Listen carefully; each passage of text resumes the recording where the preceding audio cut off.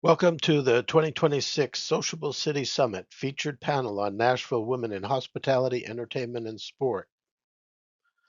Leesa LeClaire, President and CEO, Greater Nashville Hospitality Association, led an insightful discussion with this dynamic group, including Michelle Kennedy, President and CEO, Nashville Predators, Tiffany Kerns, Senior Vice President of Industry Relations, Country Music Association, Lauren Morales, COO, TomKats Hospitality, Shaticka Robinson, Celebrity Chef and Pitmaster, Cui's Jook Joint, and Erika Nichols, General Manager and COO, the Bluebird Café. Enjoy the discussion. Well, let's set the tone here. Each of you, ladies, has an incredible career in Nashville's hospitality and entertainment scene. To start, could you share what first drew you to the industry and what keeps you passionate about it today? And maybe we just go down the line here, if you would like to go first. Hello, and I'm so excited about being here. So thanks, Jim, for having me, here. But what drew me to the industry was service. Growing up in Nashville, hospitality has been something that has been very important to me, and that was actually, really taught as I grew. And so the industry itself is about service. Hospitality and entertainment is about creating experiences. So I love creating experiences for people. So that is what drew me to this industry. Hi, everyone. Erika, Wollam, Nichols with the Bluebird Café here in Nashville. It's so great to see you here. And Jim, thanks again for having all of us. I was a philosophy major in college and worked at the Bluebird as a waitress when I started, and worked all 4 years that I was in college at the Bluebird doing everything except in the kitchen. And it just became kind of second nature. It was not my intention whatsoever to be carrying on in this industry, but as probably most of you know, you get into something and it draws you in further and further. And so being able to be a part of what makes Nashville a great community, which is the foundation in songs and songwriting, is kind of what drew me in and kept me out of a PhD program in philosophy. And I'm sure you're all glad that I won't be talking about Heidegger or Kant to you today.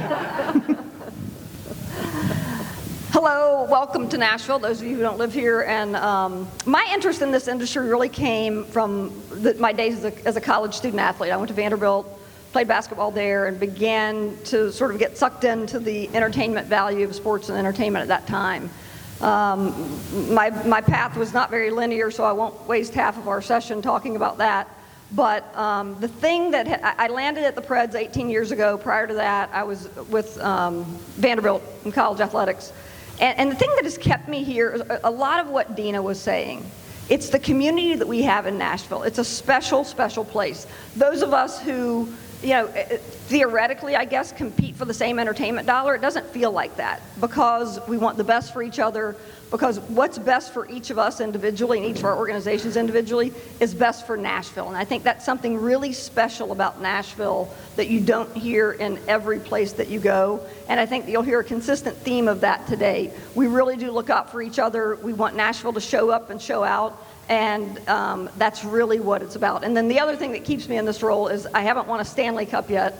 And by God, I'm going to do that. So I welcome all of you, unless you're an LA Kings fan, a San Jose Sharks fan, or an Anaheim Ducks fan. Those are the three teams that are potentially in our way. So if you're not one of those, I warmly welcome you. If you are, I just don't.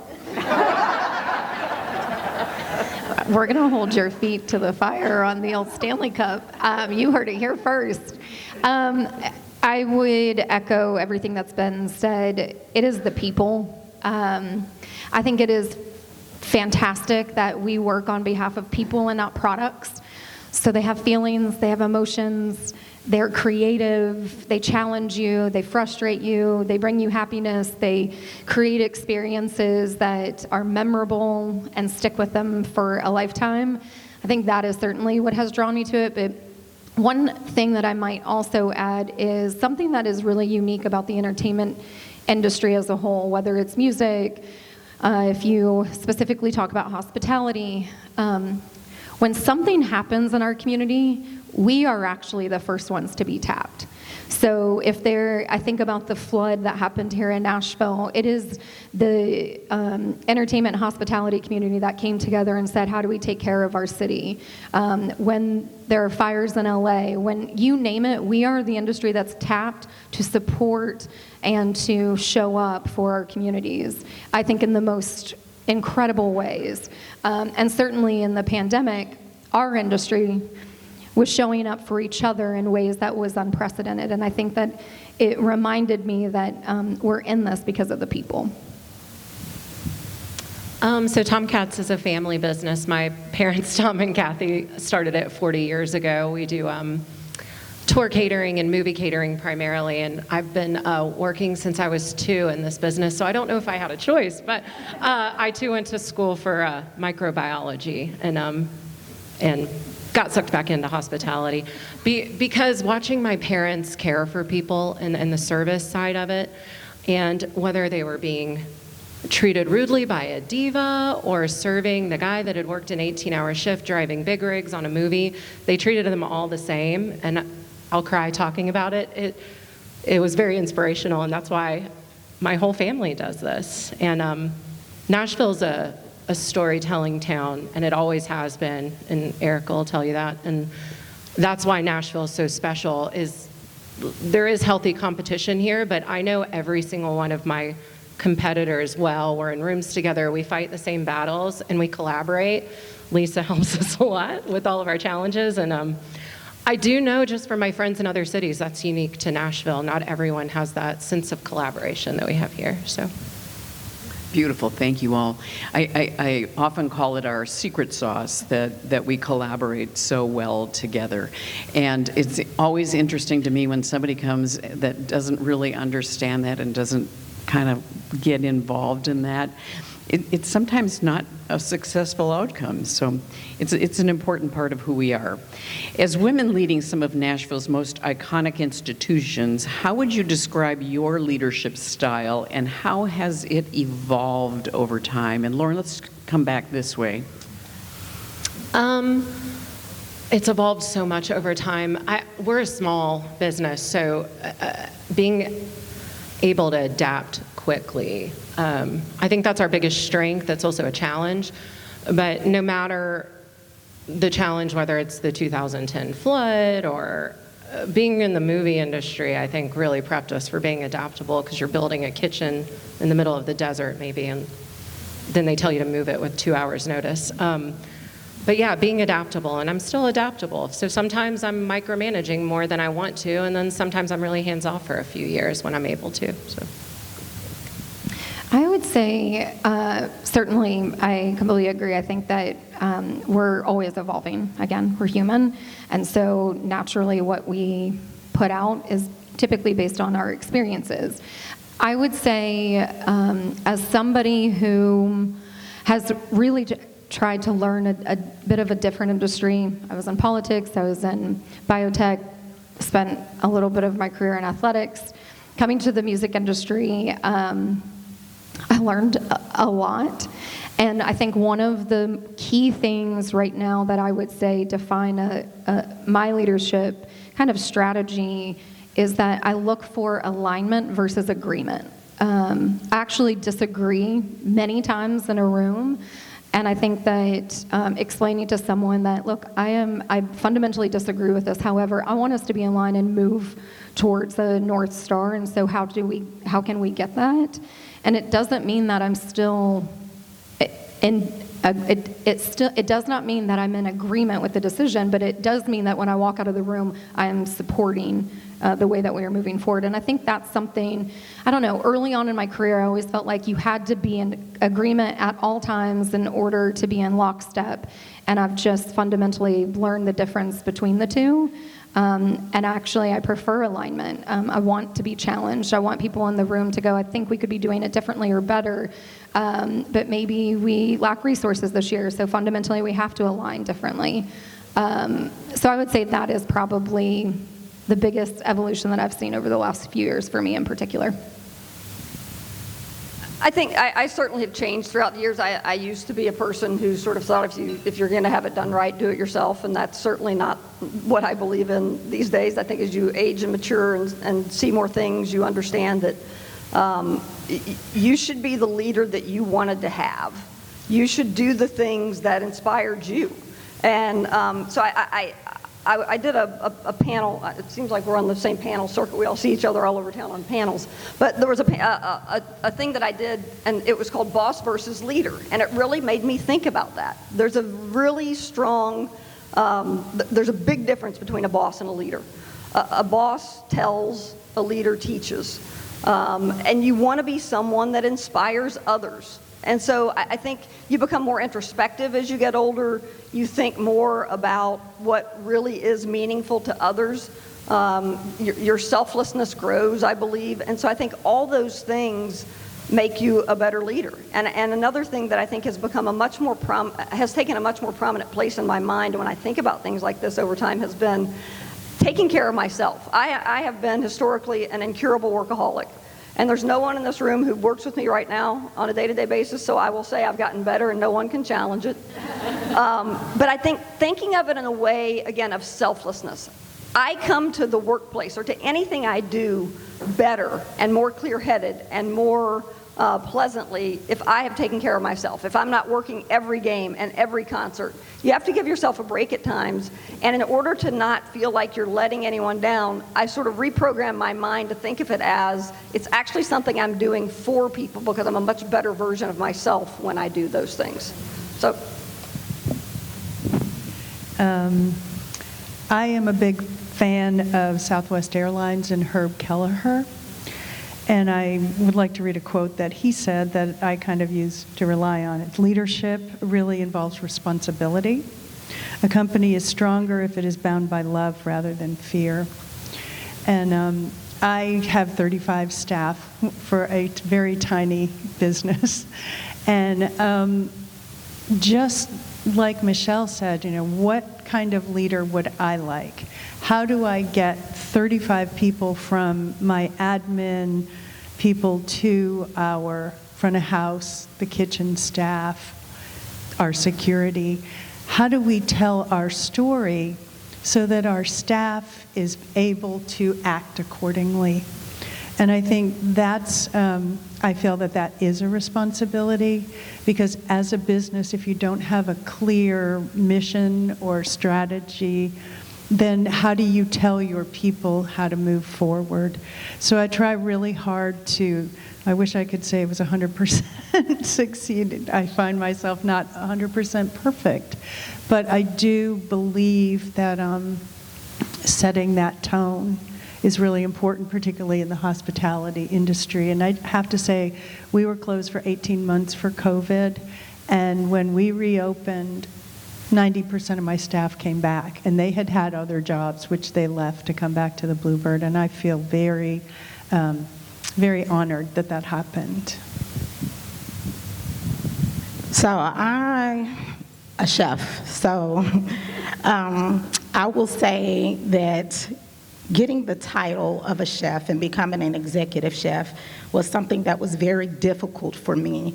And so part of my leadership style in the beginning started with a lot of control, because I was trying to prove myself, and just working extremely hard, probably more hours, like she said, just always at work. So my leadership style was probably a little micromanaging, a lot of control, and trying to demand respect as a woman in a kitchen full of men, basically. Now, that evolved to something that is more, I'm intentional, caring, and what I've learned is that if you give more support to your team and show them that you care, that they'll go 100 miles more for you versus you being demanding and controlling. So I will say that I evolved into a more softer leader Still have very high standards because I believe that what you give out to the people in service, my food needs to come out the way that it's supposed to come out. My service to the guests should be top-notch, no matter if the guest is not the best guest or not. But you should always have the best customer service and hospitality. So it's giving the hospitality to my employees as a leader so that they will then go out and provide that same hospitality to the guest. Thank you for the honesty, I think, that you all expressed there.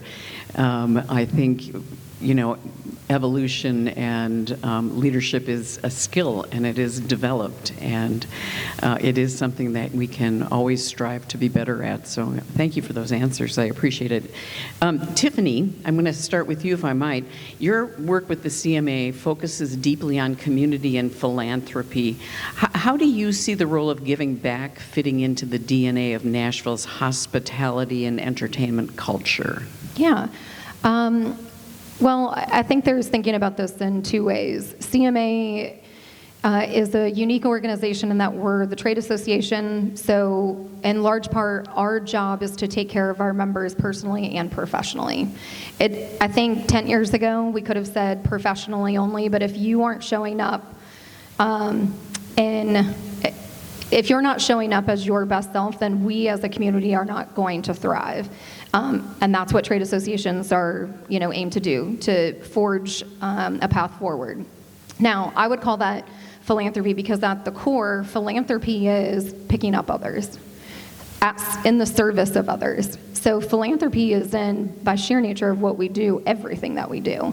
And then we have the CMA Foundation, which is solely focused on K through 12 music education. But I think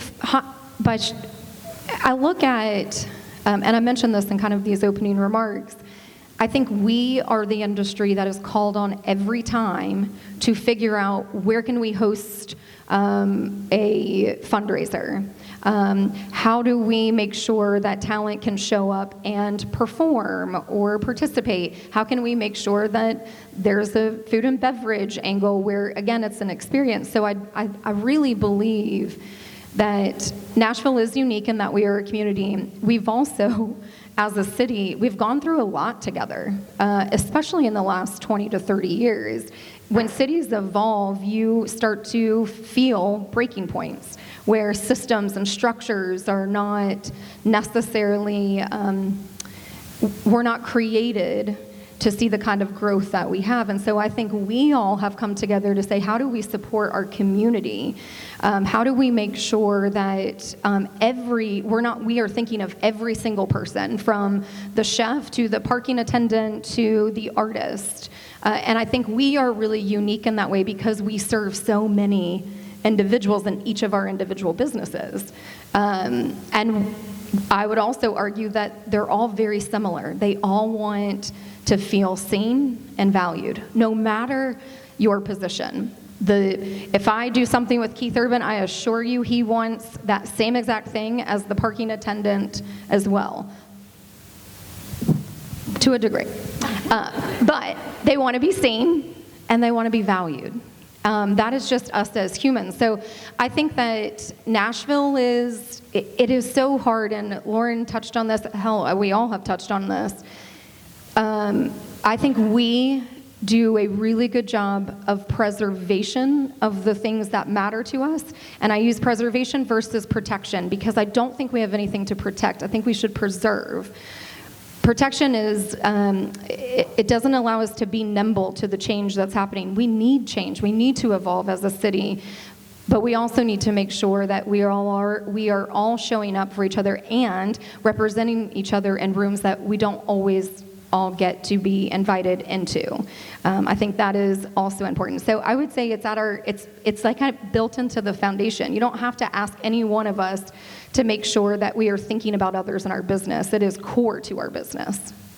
One hits like Ashley Gorley, they also feel valued, seen, protected, and it's a stewardship, kind of like what Tiffany was talking about, to make sure that we're caring for that community, for our visitor community, and our staff as well.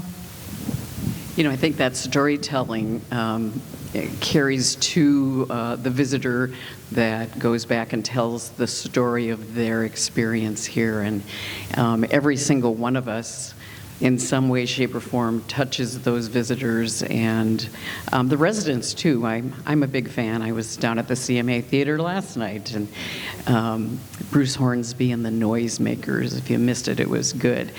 And your staff there all made you feel very welcome, just coming in, getting in the elevator, etc. So it really does touch everyone. Shaticka, your cooking is rooted in culture and creativity. How do you bring your personal story and heritage to the dining experiences that you create? Like I said, I'm from Nashville, so usually when you hear about barbecue, you don't hear Nashville is the place to get the best barbecue. Growing up here, there was some amazing barbecue spots.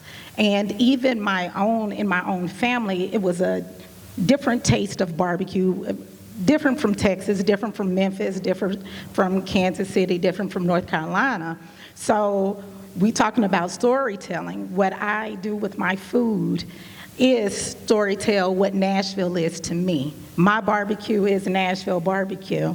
And how I do it is things that were rooted in me, things that were passed down through to me through my culture and my heritage. So I tell that story through the things that I cook on my food truck. So it's my ribs. Not gonna taste like ribs from Texas, or even my brisket. My brisket's not gonna taste like brisket from Texas because I'm from Nashville, Tennessee. And that wasn't something that I actually grew up, that wasn't something that we found at our barbecues here in Nashville. The main course that you were looking forward to were the pork ribs. But now my brisket is a Nashville brisket that tastes amazing. But yes, it's storytelling through my food that people can taste. And like you said, visitors come in, they can go back home and tell a story of what it was like to have, barbecue that's from someone that is actually born and raised in Nashville, Tennessee. I haven't had your barbecue yet, but that's going to change. I looked for the truck now. I looked for the truck. It wasn't available this week. So if you're visiting, you're not going to get some this week either. You have to come back. I love that. Thank you. Thank you. Lauren, in your role with TomKats, you oversee so many moving parts of hospitality. You really do. I don't know how you guys do it. I would love to hear that story in more depth one day. What innovations or trends do you think will shape Nashville's next hospitality chapter? I think it's already happening, but the rebirth of the neighborhood restaurant, I think the pandemic really spurred that. Funny enough, 2 of our locations are in the heart of downtown, but my sister and I have made a pact that our next venture will be back in a neighborhood, and hopefully we won't have a landlord either. That's our goal. And that leads into the bigger, it's so hard this year to talk about anything in hospitality without acknowledging challenges. And I'll cry again. That's the theme when I'm public speaking now, is I just cry, sorry. But as awesome as it is, I'm also from Nashville, and it's amazing. And I've always been a proponent of the growth and the change. I think it's good. I think a stagnant city is a dying city. But we're at an inflection point, and I know our city isn't the only one. I know y'all are from all over. That we've got to start being stewards of our small family-owned businesses, of our artists. I don't know if you're experiencing it, but this will make me cry. We're having a harder and harder time finding young artists who can put up with this lifestyle. It's expensive to live here. Parking's expensive. Not everyone pays great to play. So we hear it all the time at Acme. And you talk about preservation. It's more important now than ever. And I've spent my whole life trying to let go of control, because I think, especially as women in business, you kind of have to assert yourself in a way when you're young in a leadership role that is unique. And I spent my first 20 years learning how to let go of control. And this year, for the first time, I'm allowing myself to take a little bit more control back, because we're facing unprecedented challenges. The immigration challenge is hitting hospitality just like it's hitting farmers and everything. That's a huge issue in our city right now. Inflation, I'm getting fuel surcharges right now. Property tax, if you're from Nashville, you've seen us on the news. My property tax, we're in a triple net lease at Acme, it went up 400% this year. We're a small family-owned business. My family alone, and I'm sorry, I'm going on a tangent, my dad would be proud. I think he's channeling here, yes. We employ, I think, 4 times as more employees as Oracle, and they're getting a 50% off tax abatement for the next 25 years. Our priorities have to change, and I know it's not unique to Nashville. And so if you can get involved, that's my legacy the next 20 years. I hopefully can afford it, but joining as many associations as I can to make sure that I'm standing up for all the hardworking small businesses that don't necessarily have voices in the room. And when we get together in these associations and participate in the CMAs, participate in the GNHAs and the CVCs, I'm a member of all of them, your voice becomes much bigger. And you can actually create change even though you're not Oracle or Amazon. So that's what I'm going to do for the next 20 years to the best of my ability anyway. Lovely. Thank you for sharing that. I just to point out a couple of wins, I know that this group collaborated with the city, with the director, the mayor's office of nightlife, and one of our parking partners offers free or very discounted parking for employees who work in the downtown area. And I think that was just a really huge win, right? Yeah. Yeah, and they championed for artists to be able to park free downtown, which is a new initiative. And I can't tell you how many artists their minds are blown. It's a big deal. Like $40 is a big deal to these folks, so. Awesome. Thank you. Thank you for sharing that.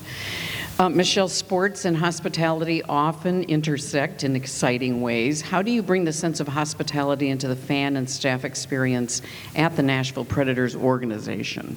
Well, for us, it's sort of a non-negotiable element of what we do. We have 41 home hockey games a year and about 150 non-hockey events.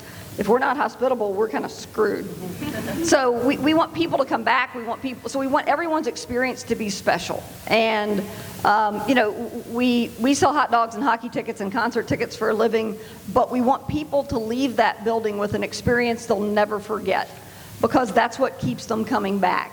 We do a number of different things. If it's your first game, your first Preds game, we have something to give you. If you're there, we do a lot of group sales. We treat you like kings and queens when you're there. And then the game environment is just fun, because when you're in the sports business, wins and losses, you're going to have some of each. And the year where you have more losses than wins, you've got to have something to sustain you. You can't count on having a championship season every season. And so for us, that's why community connectivity becomes so important. It's why hospitality is absolutely a non-negotiable. We want you to have had a great experience in Bridgestone Arena, and then we want you to bring back your friends and your family and your grandchildren. And we're about to go through a massive renovation of Bridgestone Arena. Why are we doing that instead of building another one in another place? A couple different reasons. Number one, there is no better location for a sports arena in the world than the center of Broadway, right there. So we can't get the energy and the vibrancy anywhere else in the world. And number two, we want there to be a story that goes with our building. We want the people who met in our building and got married to then bring their children back and tell them that story of being there, and we want that to be a connectivity that flows through generation after generation after generation. And very, very simply, we want you to have a great impression of Bridgestone Arena, of the Nashville Predators, and of Nashville. I think you're continuing to hear from everybody on this panel what Dina said at the beginning and what we all have said throughout this. We really do care about the experience that you guys who aren't from here have in our city. Whether that's at the Bluebird or at Bridgestone Arena or at the Country Music Association or at Acme or at food truck, wherever it is, we want you to think of Nashville the way we think of Nashville. We want a piece of your heart to stay in Nashville. And there is an extraordinary element of hospitality that comes with that. I mean, I think Southern hospitality is real. And it's really, really important to us. We want to be seen as the best place to come watch a concert, a hockey game, on and on and on. And so, again, as I started, hospitality is non-negotiable for us. Thank you, thank you, thank you. You are all successful in fields that haven't always had equal representation of females in leadership roles. What does progress look like to you, and how do you foster opportunities for other women to rise? Anybody can take that one. Thank you, Laura. When I was the general manager for a few years at one of our restaurants, the Southern Steak and Oyster, and whenever there'd be a problem table and I'd come to fix it, they'd say, "Why'd they send the hostess over here?" And I always thought that was funny. And that was like 5 years ago. But I think it's changing quickly. I'm seeing more and more females, especially in Nashville, in leadership roles in the hospitality industry. We have incredible female chefs that are coming out. There's still a lot of work to do. It's still a challenge. I think the micromanaging and the control is part of that when you're sitting in a room and you're maybe the only female, which I experienced quite a bit, especially owning a bar on Broadway. I took a hint. If y'all been to Layla's, and if you haven't, go to Layla's on Broadway. It's female-owned honky-tonk that's been around for 25 years. And I watched her for like 15 years because I was always too intimidated in these rooms to speak up on big decisions affecting Broadway and the music industry. And she just didn't give a care. I'll use not a kitchen word.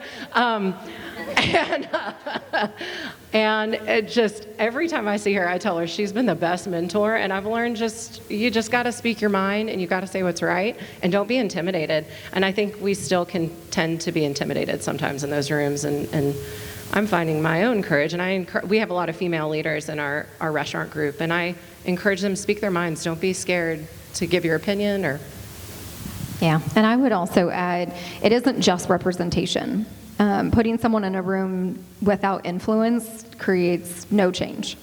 So I think it's saying you are in this room, and as a result of that, the expectation is that you engage and that you have the power to have influence.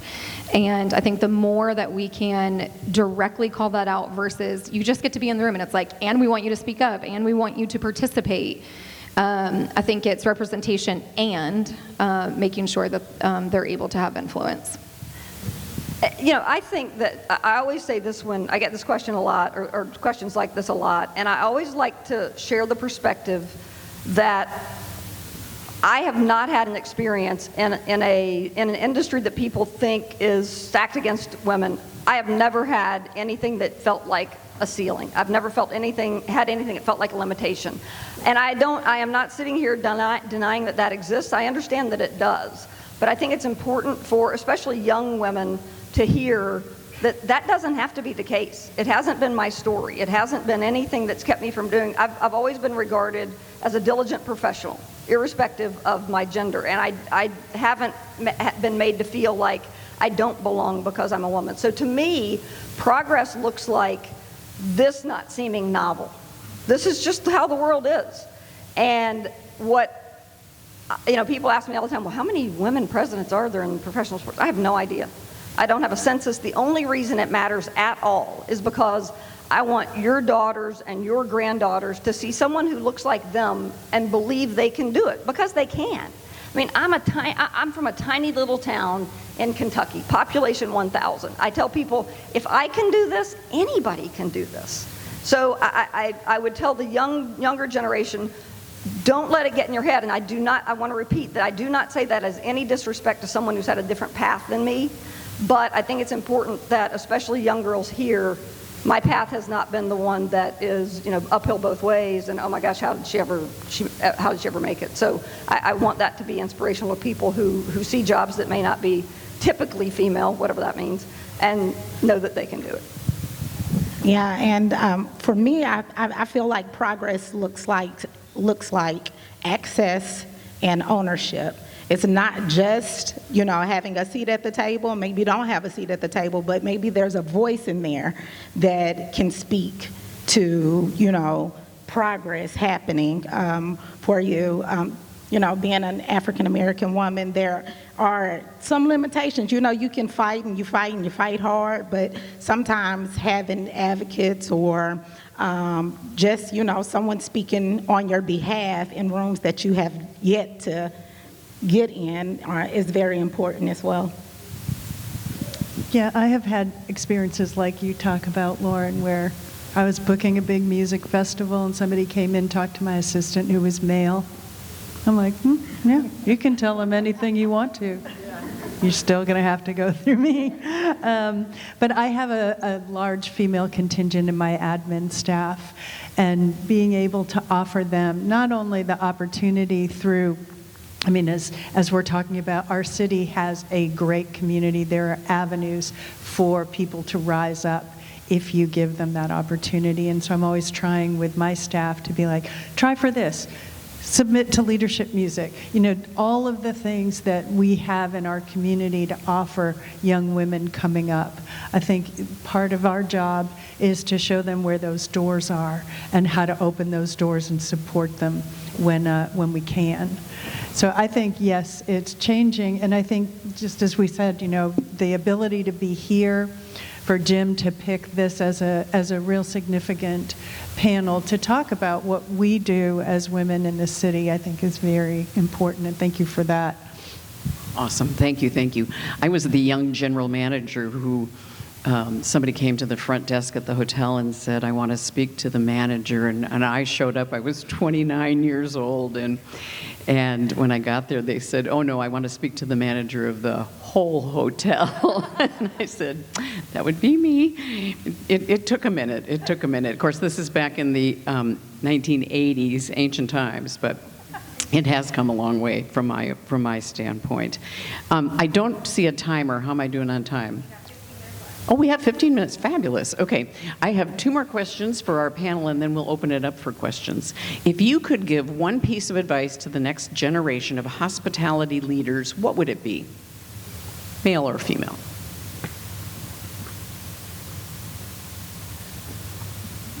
I'll pass along the advice my dad tells me, and it's pay attention and take your blinders off. So we can get in this bubble, in this silo where we think we know what's best all the time, but pay attention and look around, and it can be just in a dining room and seeing what needs help in the dining room or who needs more support, but it can also be bigger picture on what's going on in the market or what's going on in a city. So paying attention. And I would say just be authentic, be who you are, be confident in who you are, but come and just know that you belong in the room, whatever room that is, that you belong, being your authentic self. I sound like a broken record up here, I think, but I would say be collaborative, rely on your colleagues, both within your organization and outside of it. I'll go back to what I said very early on in this. Nashville's really special, and so the thing that I would tell future generations of hospitality leaders in Nashville is pay attention to that. It's been something that has set us apart from other cities, and I think having reliance on each other and locking arms and doing what's best for our city at the same time that you're doing what's best for your organization is absolutely possible. Nashville's history has shown that, and I hope that Nashville's future will continue to show that. Yeah, I would add, I think being engaged is important. I think oftentimes people don't know where to start. Obviously, you have associations up here that we have a responsibility and a duty to wake up every day and thinking about the music industry before they think of themselves. That is the responsibility we carry for country music here in Nashville and globally. So I think being engaged, but I will tell you, for something that's actually really personal for me right now, I'm in Leadership Nashville. And I know many metropolitan areas have it. It has been life-changing for me. I am better equipped to talk about what is happening at our airport. I am better equipped to sit in rooms with my peers who aren't interested in civic leadership and explain to them what they're seeing in their city. So yes, it's taking time. I am having to commit to learning about what is happening in our city so I can be a better voice, so I can be a better advocate, versus being the person that bitches all the time about traffic or whatever it may be in the city. I just said, I don't want to be that person. I really want to figure out how these decisions are made, who is in the room, what power do we have as citizens, as employers. So I would just say, I think there is a really interesting survey right now that says most people under the age of 30 cannot define civic leadership, nor are they interested in being civically involved. Y'all, nonprofits are going to struggle if that is the case. And so I think as a whole, we should, as leaders, be making sure we're just educating our employees, our peers, on ways that they can be better engaged in their community. Because I think most people just think, oh, I can't do that. And I think associations like ours have to get better at communicating to potential members, what is it that we're doing for you? How can you be involved? What does that journey look like? But I think it's going to take everyone going. There are so many ways. Find an issue that is important to you. Find an area of the sector you represent that you don't know enough about. My eyes have been opened in such a positive way for the things that are happening in our city that I was not uniquely aware of. I would also add telling people to show up, because so much access happens if you just take that first step and be curious. And I think that's something that we may have lost or are losing a little bit, is that sense of curiosity and wanting to learn. And so how do we as leaders, as everybody here is saying, how do we inspire people that there is a bigger picture and that you can access it? And ask questions, and don't be afraid to ask questions to learn about kind of the things that you're interested in. Awesome. I'm going to throw out a very self-serving plug that GNHA is doing. We recognize that in the hospitality industry, workforce has been a bit of a challenge, right? Post-COVID especially.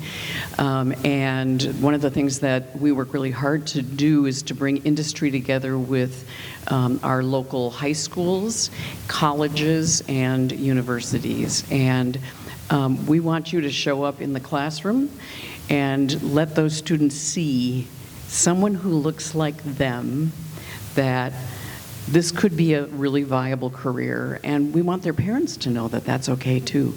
We have 4 out of 12 academy-style high schools that have culinary programs in the schools, and 5 of the programs have a hospitality management or entrepreneurship arm of them, and we're very involved with them. We had 184 students at the Country Music Hall of Fame and Museum in September who were in awe walking into the building, and then got to go tour front and back of the house of 2 hotels. We split the group up and ended at the Music City Center, where we fed them lunch and really gave them a broad view of what is possible. And I think inspiring those young people is going to be really important as well. Learn more about the 2027 Sociable City Summit in Philadelphia at sociablecity.org/summit/video.